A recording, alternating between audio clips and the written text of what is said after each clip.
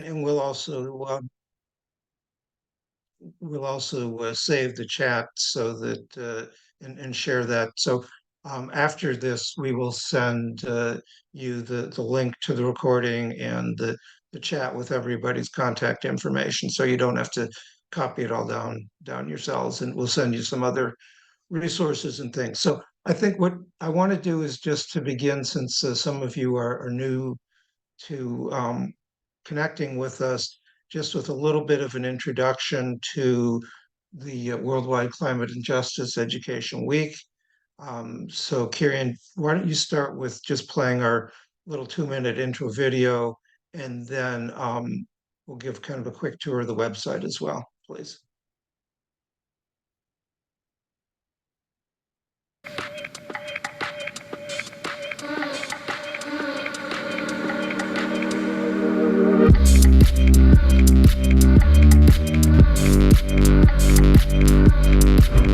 Where are you emotionally on climate change? 1 is I never think about. 10 is paralyzing anxiety. Can't sleep at night. Don't want to have kids because their world will be to this topic.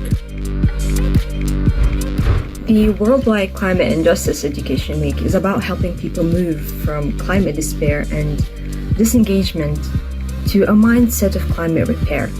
This is the education that changes the future.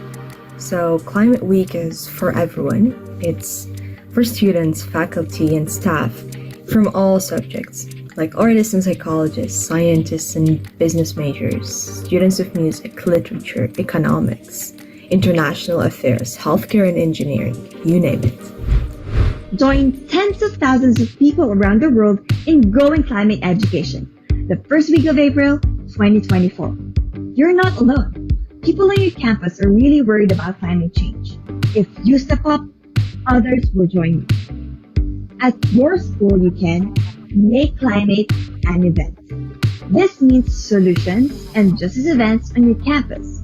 Art, theater, panel discussions, films, faith meetings, music, games, fairs, and displays. Check out our website for examples from all over the world. Engage your whole school. On top of your events, you can also help to make climate a class. This means encouraging climate-concerned teachers from all subjects, art, history, chemistry, psychology, all subjects, to spend at least half an hour talking about how climate change solutions and justice are relevant to their field of study, how artists, historians, chemists, and mathematicians are all thinking about climate change. We have step-by-step guides on our website to help you make this happen. Last summer was the hottest in history. Massive fires, heat waves, floods everywhere. We have to stop it from getting hotter every year. You can help organize Climate and Justice Education Week at your school. The biggest threat to our future? Thinking that someone else will lead, that someone else will stop the climate crisis. Now, not next month, not next year. We all need to step up. Join us.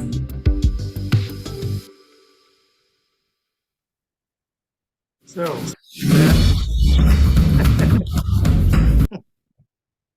we've got the technology here. So that, as you can see, is sort of the quick overview with our partners around the world. And we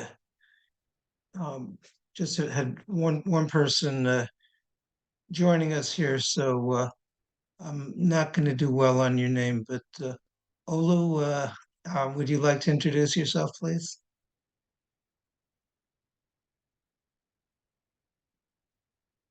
Hi everyone, good afternoon from here. It's Oluwa Damilola, but you can as well call me Dami. Dami, okay, and where are you from, Dami? I'm joining in from Nigeria, from Green Growth, Africa. Oh, great. Great. Okay. Yes. And Green Growth Africa is one of the partner organizations that we've been working with in Africa for several years, and very impressed with your work. So I think let me just kind of I mean, the video, I think, did a great job in kind of presenting it, but our purpose here is to help you each to be effective in climate change educator as climate change educators in your own institutions, to create a platform for you to do what you could frankly and probably are doing um, every day even without us, which is to engage your students, your learners in various platforms in learning about climate change, climate solutions, and climate justice.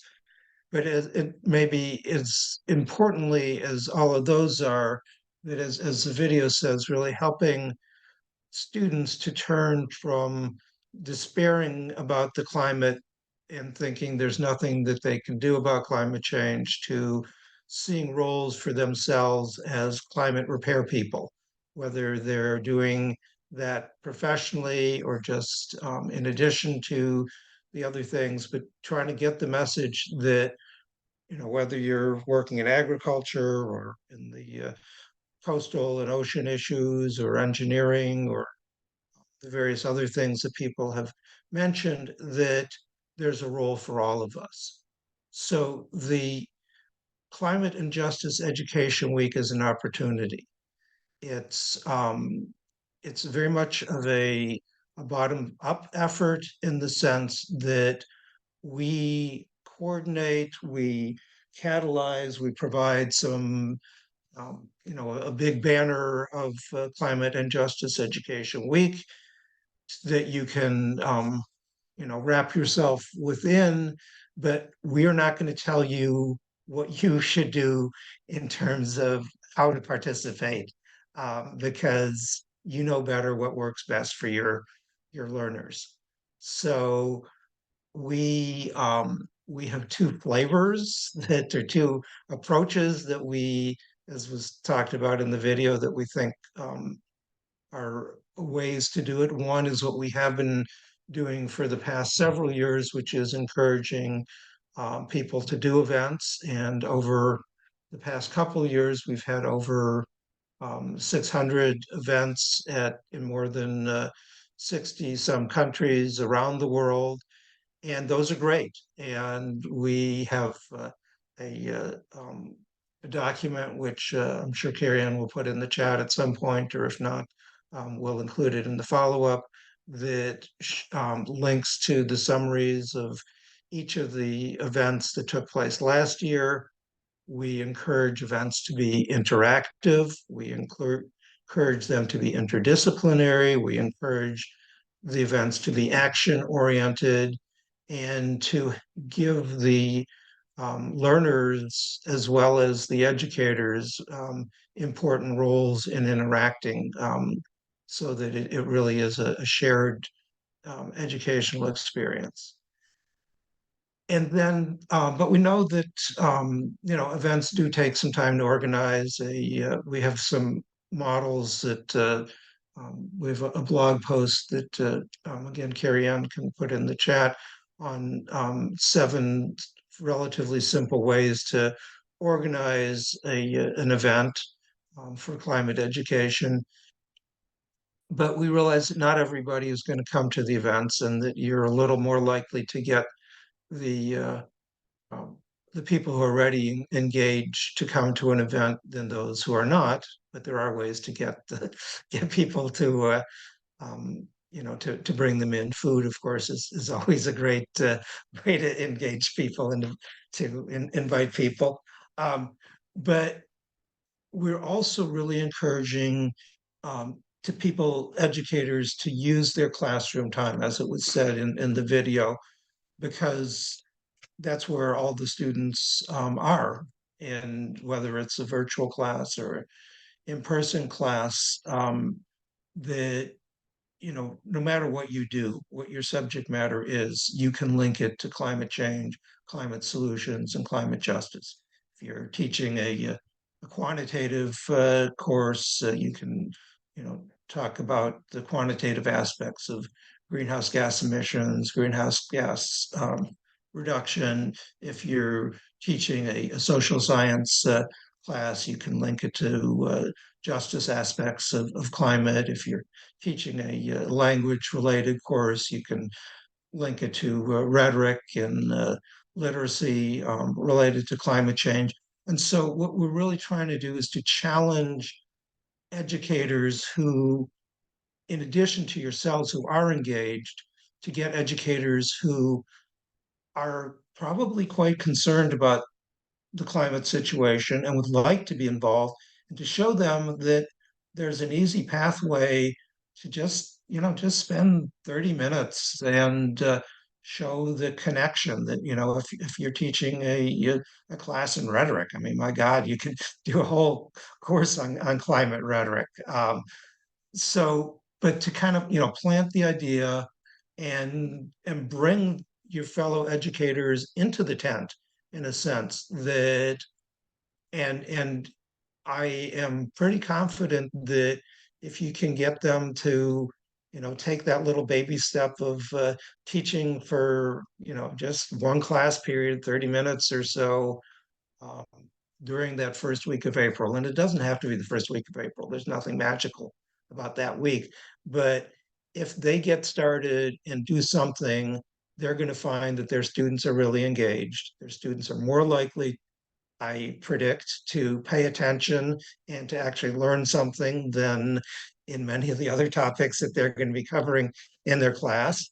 And you're going to create a positive feedback where educators are going to want to do more, students are going to want to learn more. So that's our theory of change, is that there around the world, there are tens of thousands of educators who are concerned, alarmed about the climate crisis, and would like to do something. And we're just trying to give them platform and some resources. We'll talk in a couple minutes about some of the resources that we offer, and to give them encouragement. So let's turn to comments or questions from each of you. We're eager to get your reactions and your thoughts about what you are thinking about, what you have heard, what you want to do, etc. And you can just unmute yourself, and I don't need to call on people. We're a small group. Go ahead, Susan. I have two ideas. One is we have a community-wide annual sort of roundtable lunch for sort of a town gown thing. So the university leaders and the town and village leaders in two neighboring towns. We are trying to schedule it for that week. And this year, each of the tables, so it might be tables of emergency management planners or the leaders or the people who are in charge of communication and publicity for the area, to talk about climate adaptation or climate vulnerabilities and adaptation. So we're trying to schedule that for that week because we are fairly isolated for a lot of the climate challenges, but not entirely. And people, I think, don't think about that. And then the second one is there's a lot of board games and computer simulations, and to have a game night. Just to get people in a big room at tables, play a variety of board games, do, computer simulation type games, sort of half an hour-ish type, just to get them to come and think in a way that's fun. So those are that's awesome. The things that we are thinking about. And Susan, how close are you to Elmira? Quite a ways, at least 5 hours. I don't know upstate. Oh, okay, all right. So Elmira is southern. We are very northern. Okay, I'm almost in right. Ottawa, Canada. So just that's where I am. Okay, all right. Okay, yeah, they did some cool things with their community, and actually even had a little clip on their local TV station. So that's in the first document that Carrie provided. But yeah, those sound great. Other people want to share ideas or questions? Go ahead, Larry. I'd like to have you speak a little more about the climate and justice topic and what aspects of it that you're hoping to encourage. Yeah, great question, Larry. So I think, we're all aware that the climate is sort of like the ultimate issue of justice because whatever scale you look at, whether it's a global scale or a local scale or somewhere in between, that those who are least responsible for the climate crisis are the ones who are bearing the brunt of the impacts. And so I think that's really the message that we want to um, encourage people to get across to their learners is, whether you do, some sort of an exercise looking at um, global emissions, and there's a chart that we can provide. I don't think it's up on our website, but we can put it somewhere that just shows on a national or a continental basis how, for example, Africa contributes about 4% of greenhouse gases globally, and almost all of that is from South Africa and Nigeria, and yet the impacts are the greatest. Or you could look in your own community and to look at emission profiles by ward or by geographic subregion, and then also to look at the impacts in terms of it's basically the poor people are like so many other things are the victims of the impacts that they're not responsible for. Thank you. Yeah, thank you. Great question. Other thoughts or questions?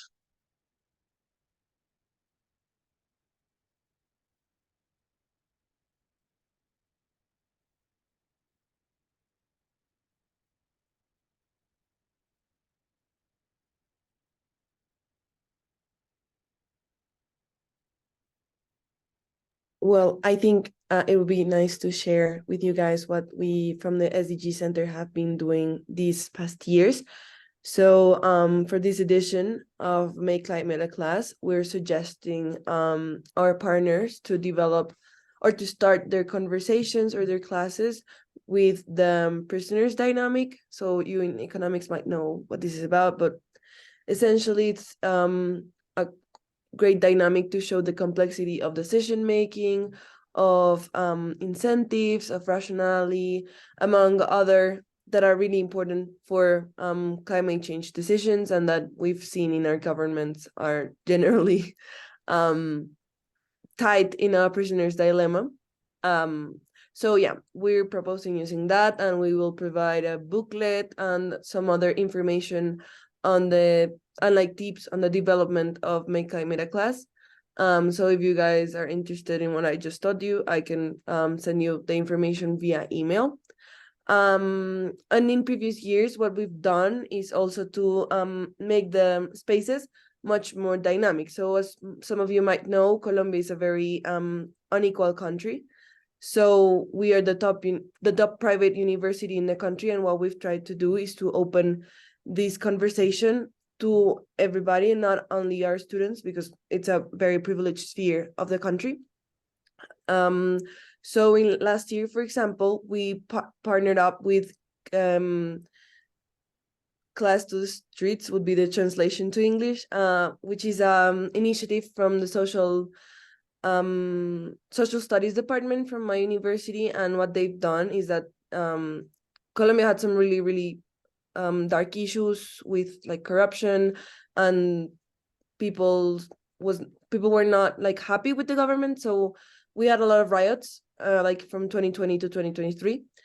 So these professors took their knowledge to the streets, so they would be explaining people why inflation was going up, or the dynamics behind the peace treaty that we had in 2019, among other stuff that was not quite understood by like people, general people, but more for academics and like other type of like education.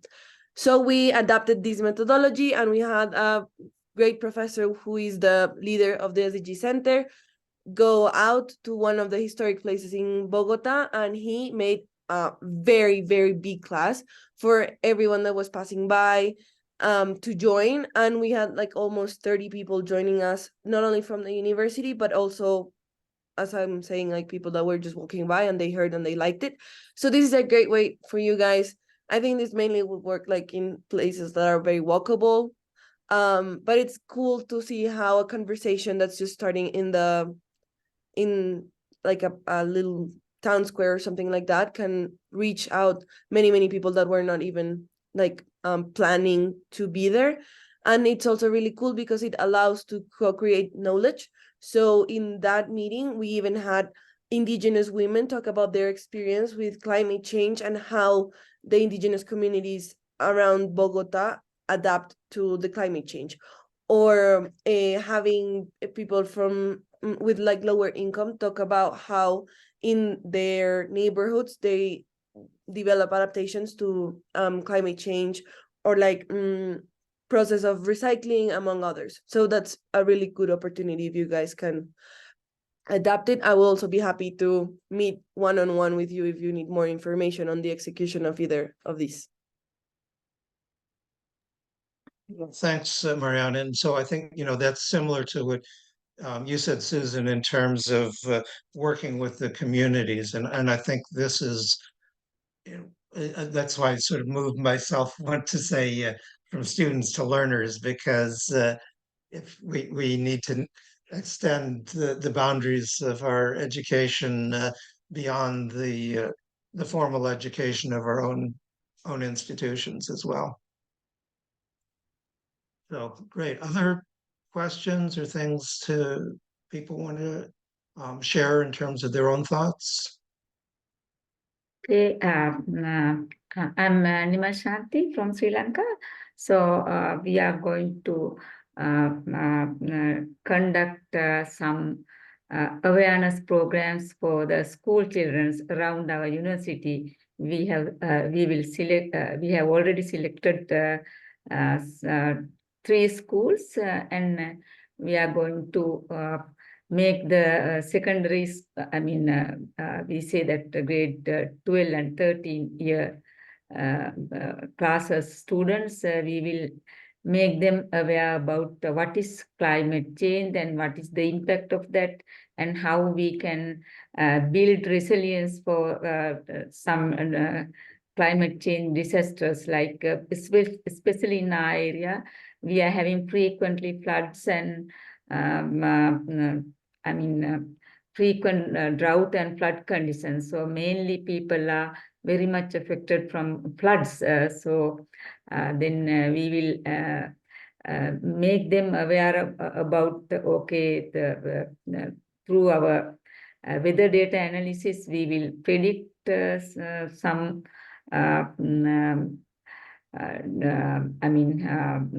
flooding conditions and things like that, and we will make them aware about those things, and let them to we will build their attitudes and things to how they can face for these type of problems, what steps they have to take to build resilience. And at the same time, with the community people, because in Sri Lanka, still we are using a lot of polythene, non-recyclable. So then with the community people, they don't, they have less educated people, there are many. So we will have 2 awareness programs with 2 village people, and then we will inform them or what are the our behavior, how our behavior affect for the environmental changes, especially we are using a lot of chemicals for our agriculture productions, and how to minimize those chemical use when we are producing, when we are doing cultivations, and how we can minimize the use of polythene especially, and what type of degradable materials we can use instead of polythene. And like that, we are going to make them aware about these things. And at the same time, with the support of the forest department, we will get some forest tree plants, and we will give, there are some enough spaces in our religious spaces like temples and schools. So we will try to make some planting these forest trees in possible places like along the roads, and then in school premises, and premises of the temples especially. So that's what we are going to do to make. Yeah, that's very comprehensive. Thank you. And yeah, Larry, I'll call on you in a second. I just want to note that one of our major partners is the Earth Day organization, and the theme for this year for Earth Day is people versus plastics. And so I think, you can get people's attention on climate change and use that to branch off to more general environmental education. Go ahead, Larry.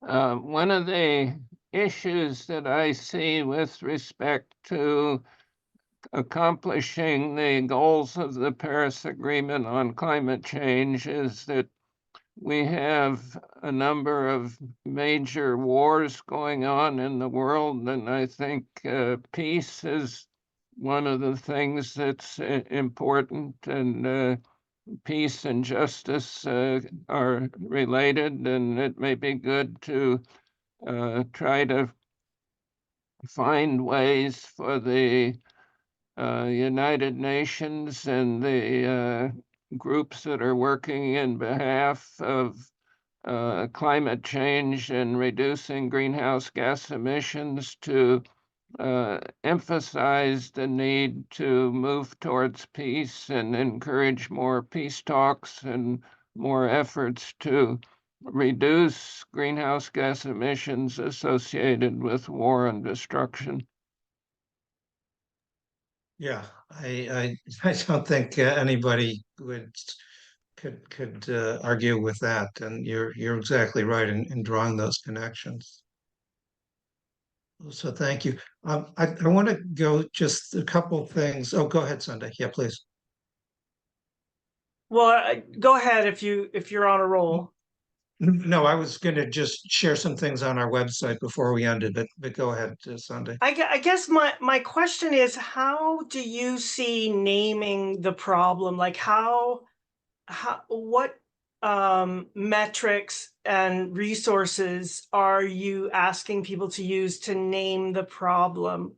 Is it 80% fossil fuels? Is it agricultural chemicals? Is it depleted soils? Like, what are the causes that you want to highlight in the education process?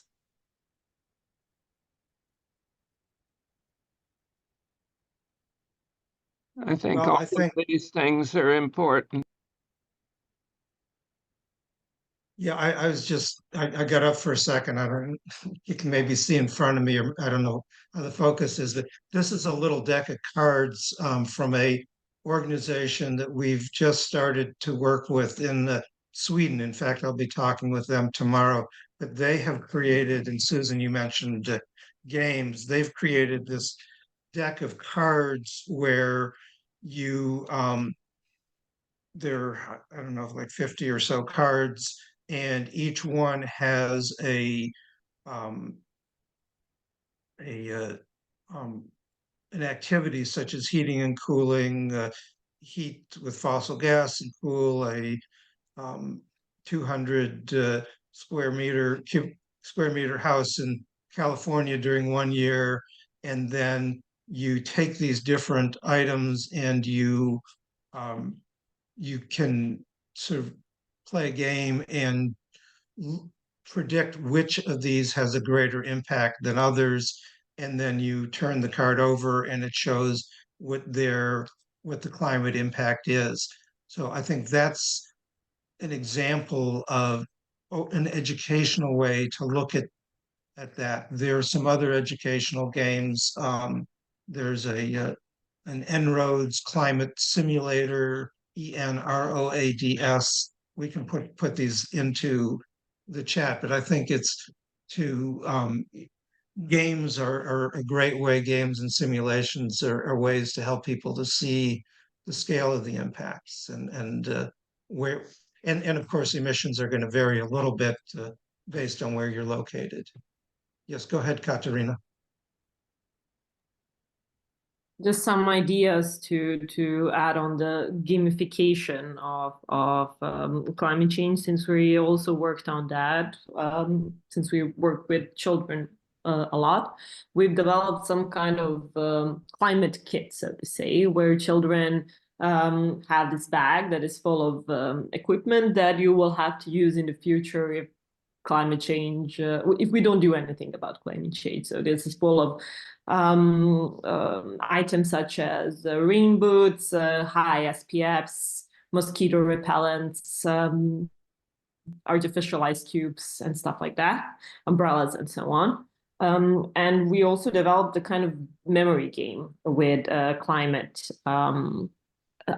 well, some kind of climate definition. So you're supposed to link the definition with the term. So we have terms such as climate change, but we also have terms such as melting of ice caps, or what is the global warming, what are greenhouse gases. So there are many options, and this is quite interactive, and it is interesting for both adults and children. And in regard to climate justice, we were thinking of organizing in April actually events, since we are part of the Learning Ventures for Climate Justice project. And we chose to address the topic of climate justice through food scarcity and food availability. And by engaging people in learning about urban beekeeping. So this is urban pollinators in general. So we're gathering a community around this topic, and we hope to kind of express and raise awareness about climate justice through this topic, because it's much more, it's easier to understand for the general population. And we'll see how it goes. So far, it seems that people understand it, since it's an abstract concept, through this topic of food scarcity. But this is just an idea. So inspiring from your, just getting inspired from your thoughts, and then just sharing some on our site. Yeah, that's great. You know, Karen, I think one thing we could do is we could just create an open Google Doc for games, and to have people just share, because I think so many people are using games of different kinds. So why don't we do that? We'll create a Google Doc and send that out to our. We have about 4,000 people who we're reaching, and see what we can gin up. Also, one of our partners, Subject to Climate, which we'll talk about in a second, does have a web page that has, I think it's about a dozen different climate change on there. So this is great. Let me just, Karen, if you wouldn't mind sharing our website, because I want to just go over a couple things on there. Okay, yeah, so this is a report that Carrie Ann just put in the chat. So if you just scroll down to the sign up things. That's kind of one of the key things that I want to get. You've got great ideas. You're all wanting to be engaged. So um, in other to help to enable us to keep connected with you and to help you, we ask you to click on the links here, whether if you're doing something in your classroom, to click on the pledge to make climate a class. If you're organizing an event in your institution or in your community, click on make climate an event. And if you scroll down um, just a tad to the map, Carrie Ann, please, that we have to get the cleaned up version of the map on there, but that, there we go, that these are places around the globe that have already registered as events. You don't have to have all of your details yet, but you know, so you can see, if you mouse over there, you can see what the event is. There's a link then to that, so that you can then follow up with that particular institution if you want to learn more. There's a contact person, etc. So please do register for several reasons. One, it helps us to connect with you. Second, that there is a catalytic function of the more dots that you see, the more people are likely to put theirs on, or if they see that, for example, we're still looks like Canada is a vast area of opportunity. So, you know, let's get, you know, go beyond the couple things that we have in Canada, and let's get a lot of Canadian events on the map, et cetera. So those are two key elements, is to register. Same thing with the class, that if you're teaching, once you register that you are pledging to make climate a class, then you will be getting a series of emails, hopefully not too much, but like one every week or two, just kind of giving you some resources, giving you an email template that you can share with your colleagues to try to get them to make climate a class, etc. So those are two requests that we have to you, is to do that. Yeah, and then yeah, so then on the plan your week, we have ideas. Again, beginning with the pledge, we have examples of how people have used climate in education before. This is a very cool example of a third grade teacher in California using this book, We Are Water Protectors, to get third graders to talk about environmental and climate justice. And then the approaches, examples on how to make climate an event. And then why don't you turn to the resources page, Carrie, and just since we're getting a little bit short on time here. So resources are organized by educational level, and then there are examples of what others have done. Our key content partner, if you scroll down, is Subject to Climate.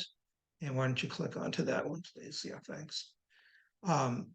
So Subject to Climate is an organization that has a database that is a searchable database. You can find, you just click in by your grade level, including undergraduate education, your subject matter, and certain, you know, maybe you want to do topics, things like that. And then you get examples of things to do. And actually, with the Earth Day activities, that reminds me that with our partners, Subject to Climate and Earth Day organization, we are creating a calendar for Earth Day, where for each day of April, there will be a theme and then a link to educational resources related to that theme at, I think, 4 different levels of education.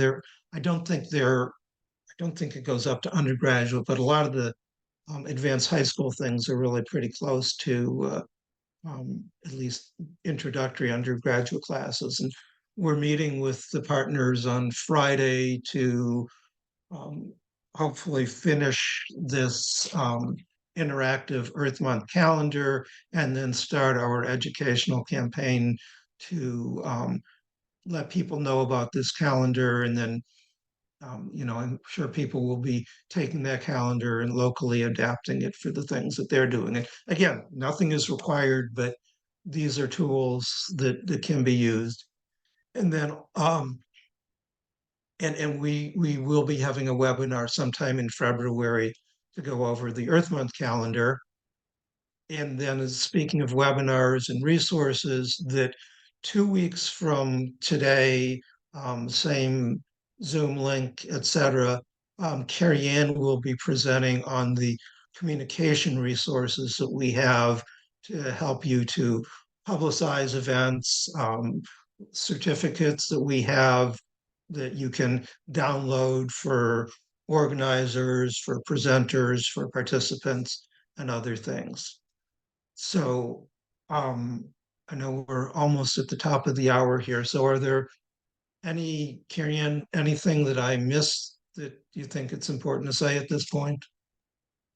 David, is it right that our other partner, Clean, has more multilingual / like international resources, and Subject to Climate is predominantly English focused? Am I remembering that correctly? Yeah, they do have some Spanish. We do have web pages in different languages, and certainly Mariana and the group at the SDG Center at the Universidad de los Andes have a lot of Spanish resources. And Mariana, if there are things that we should be putting up on our resource page in Spanish, maybe you and Carrie Ann can connect on that so that we can post them for sharing as well. Sure. We only have one thing to update, that we're still working on the SDG Center. So as soon as it is done, I will talk to Carrie Ann. But we're up to date with everything else. Okay, great. So go ahead, Susan. So I've been trying to follow some of the links here that you have, and I'm confused by all the different links. There's the BARD oriented link. There's the Action Network link. Where's the home? Carrie Ann, do you want to respond to that? Yeah, for sure. So the home is the BARD, that is our website, and the Action Network is how we get people to sign up. So that's our like Eventbrite or like sign up pages when you're seeing an Action Network link. So let me get our website one for you one more time. And I've clicked through so many times, I have to pull it back up, sorry. So you're saying if we start with a BARD website and we click on something like to register an event, we will end up at the Action Network? Yeah. Okay. All right. So we start at BARD. That's what I needed to know. Thank you. Yeah. And I just put that one more time here in the chat. I'll put a little heart on it. That one is the homepage to our website. Yeah, and so even though we're now in the 2024 Climate and Justice Education Week, just the way the web addresses go, we still have the web address from last year. But yeah, if you start from there, you can get to, I think, anywhere that you need to get. And if you have, if any of you have any questions that as you're trying to do something, either I put my email in the chat, and Carrie Ann, I don't know if you put yours in the chat yet, but you can contact either of us and we'll be happy to help you. So any other final thoughts? I hope this has been valuable for you. It's been exciting for me, as I say, to hear from you in terms of the things that you're already doing, the things that you're thinking about doing. We will have these webinars pretty much every week between now and the beginning of April. We won't have one next week, but then they say 2 weeks from now, Carrie Ann will be leading in terms of our communication tools. And then we have upcoming webinars with another group called the Climate Literacy and um, Climate Literacy Energy Awareness Network that has a lot of resources. So they're going to be presenting. We're going to do one with the American Public Health Association on climate and health and how you can teach about climate and health. We're going to have one on the Earth Month resources, another one on some films from a partner that we have on films that show hopeful examples of people working together on biodiversity and climate change. And then we'll be having one on if how to teach about climate change in challenging political climates, let's say, in terms of whether it's your own institution, your own geographic location. So those are all coming up January and February. And then March, it'll probably be just people sharing their ideas and asking questions, more or less. So those will be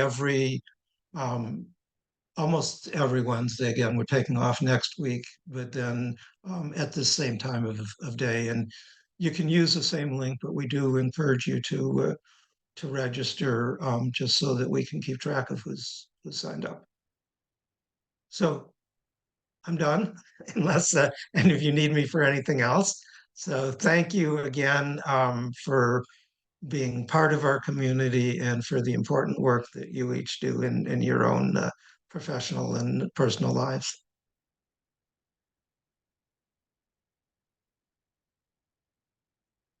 And Carrie Ann, don't forget to save the chat, please. And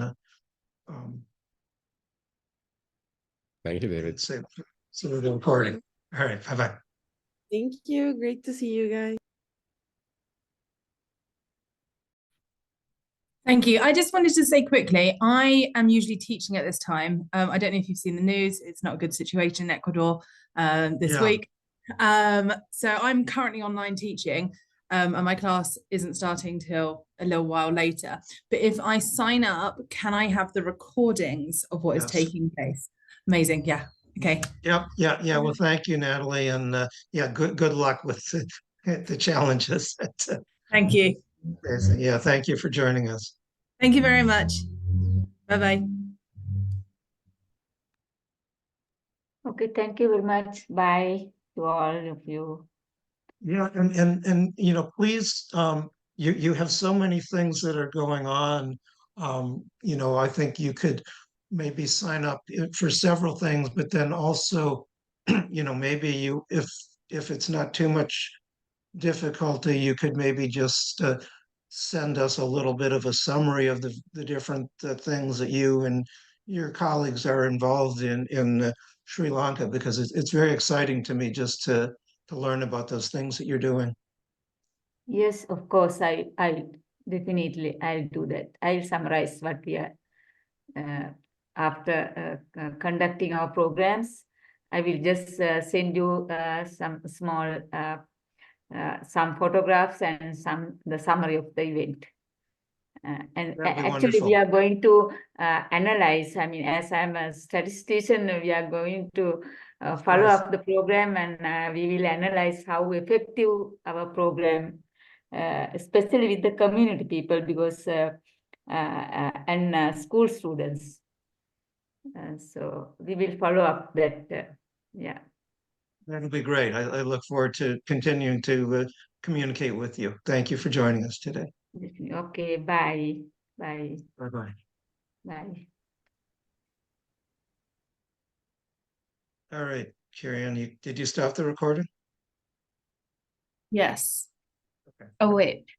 I paused it. Okay, stop.